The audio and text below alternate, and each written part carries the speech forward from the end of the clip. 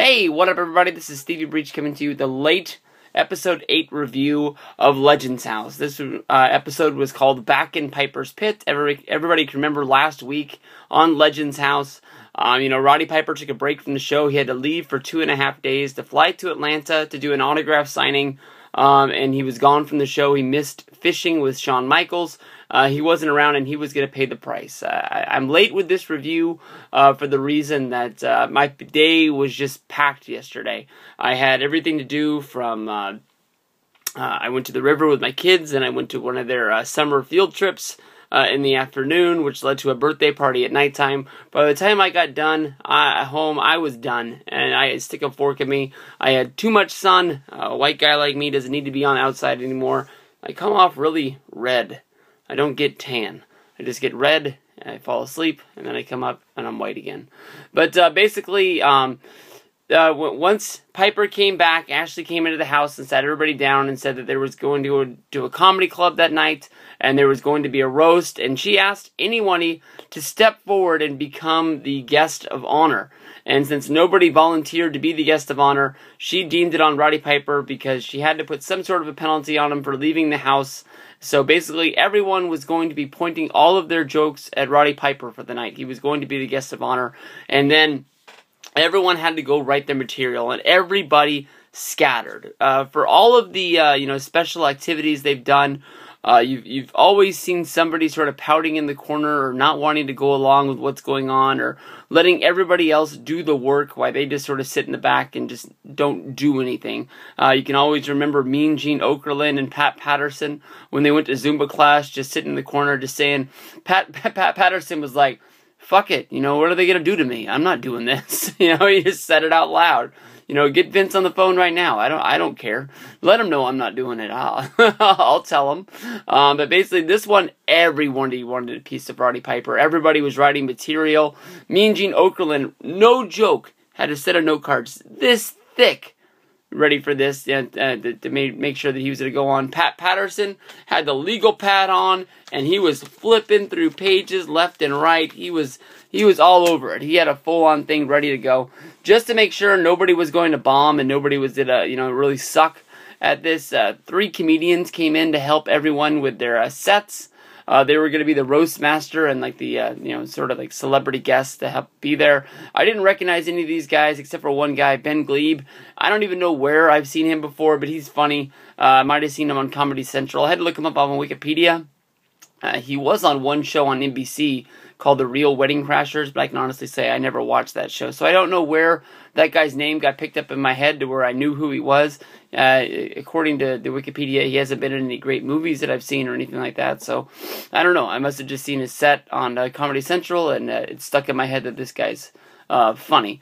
But honestly, he worked with the guys, and the guys that were going to be good were going to be good, and the guys that were going to suck just flat out sucked.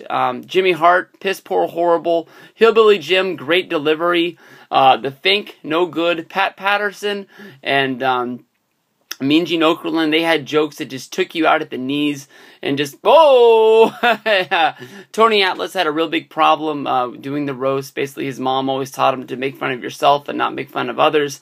He would have got a big time whooping if he got caught making fun of anybody on the playground or anything like that. So he did his best, but it wasn't, there. Roddy Piper, when he got to get up, oh!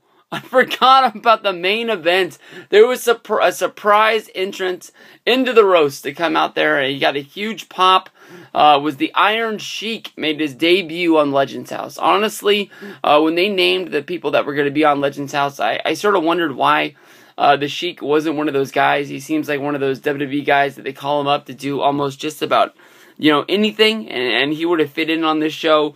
I don't know how much of his stuff would have had to been edited out, and I know that they've done a lot of real physical things, and he's one of those guys, from seeing clips of his documentary, it's hard for him to get around. A lot of things he has to use a wheelchair and things like that, so maybe he wouldn't have been in the best shape for this. But he was great if you understood what he was saying. I think most people just laughed at the last word of his delivery, and the guys that have been used to him being around a lot, maybe they understand it, so if they were laughing, you laughed. But he killed while he was up there. When they got home, Roddy Piper came into the kitchen as everybody was sort of getting ready for dinner that night. They were making a corned beef and cabbage dinner, and basically he thanked everybody. Everybody went up there. They did what they were supposed to do, but nobody went too deep with the jokes. There's a thousand things in Roddy Piper's career that you can sort of really pick on him for, that he made bad decisions, this, that, and the other.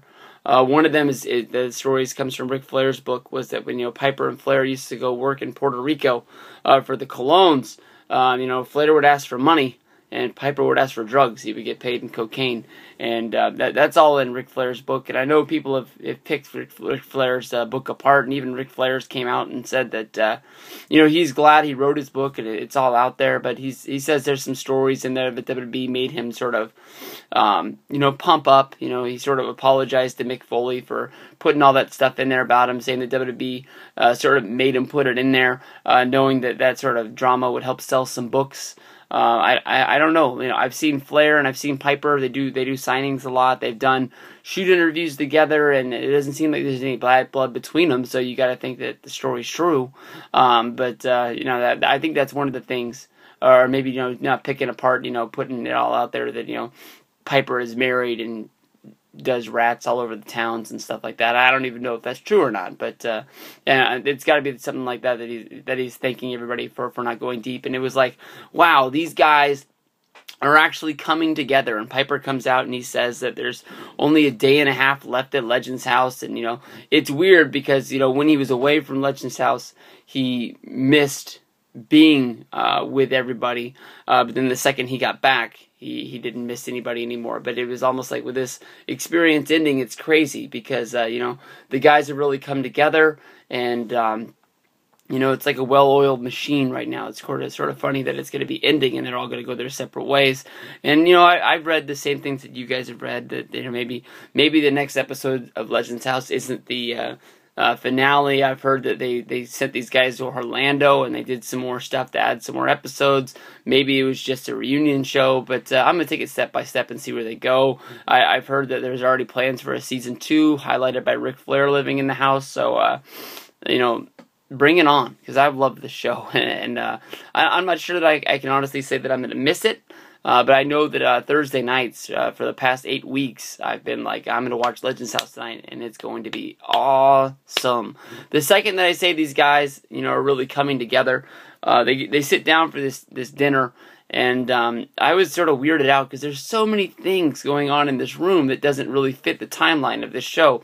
There's the painting that they painted for the there's the painting on the kitchen counter that everybody put their hands on and signed for that art benefit. That was like 2 or 3 weeks ago on the show. And then everybody's sort of, coming out and, saying that they haven't really been themselves on the show. They've been portraying the gimmick of their wrestler. This isn't the way they really act at home. And they're sort of saying that, reality TV has put them back into the past. And then Pat Patterson gets up and he gives a real emotional speech, and he reveals, who his real name is, and that he is somebody other than Pat Patterson. He changed his name for legal reasons to Pat Patterson, but there's a man outside of wrestling, that does other things except for this, and this is not his whole life. He likes to take a step back, and he says, there's people on the internet that know more about him than him himself. And everybody's going around the circle, sort of revealing that they've been on eggshells. And Howard Finkel doesn't put his hand up when he's asked who's living on eggshells. And Roddy Piper, for some reason, takes big time offense to this and just really starts laying into Howard. And he brings up the fact from like 4 episodes ago when they drove to Vegas in the limousine, he sat in the king's chair and that he shouldn't have sat there, and because he did, he should have helped that driver try to get out of that speeding ticket by using his name value, because he sort of sat in the seat telling everybody in the limousine he was the biggest star in there, even though you had Duggan, you had Piper, you had Howard Finkel, and I can't remember who the 4th member of that team was. But you had all these other people in there, and Howard is a great worker, which was pointed out by Pat Patterson. Howard Finkel's mostly known for his announcing of all those WrestleManias, all those house shows, all the other pay-per-views and everything like that. But he was also a guy inside the office that had 1,000 jobs. He was one of the people that really helped out with the the WWF magazine back in the day. He did talent relations, and he did everything in the world there is to do. And most people don't know about it. They just think that he was the guy that walked out there, announced the guys, walked in the back, and that was just about it. I've read in books that they rely on Howard Finkel so much. He's like almost like a their own personal encyclopedia. He can spout off things about what happened in the building, what happened in years past. When they come out with shitty angles, Howard can point out you can't do that because that counteracts what you did with these guys 2 years ago when they were in almost the same feud. You can't do this because it doesn't make sense of what was in the past. He points out things like that, but I don't know. There was a real sort of fight going on between Howard Finkel and Roddy Piper. Howard really backed down. They hugged it out, and it was almost like I couldn't understand why Piper was picking on Howard so bad, just because he sat in one seat in the limousine. But that's part of the rules of wrestling that we don't really understand because we're not really on the other side of that curtain.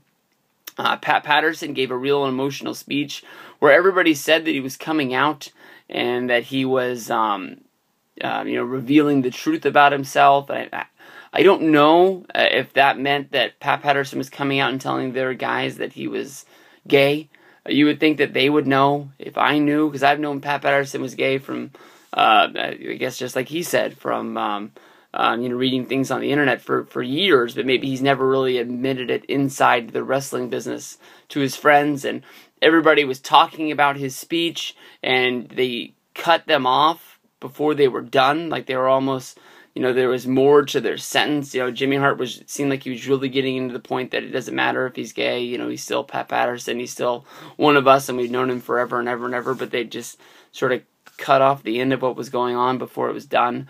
But at Legends House, we'll have to see if next week is the last week. I really enjoyed this show. I love to see how they're going to go out with a bang. I'm going to miss seeing Ashley every week. Hopefully they can find a way to bring her back for season 2, and she still looks the smoking same. But can't go wrong. Legends House, episode 8. What was it called? Back in Piper's Pit. Peace out.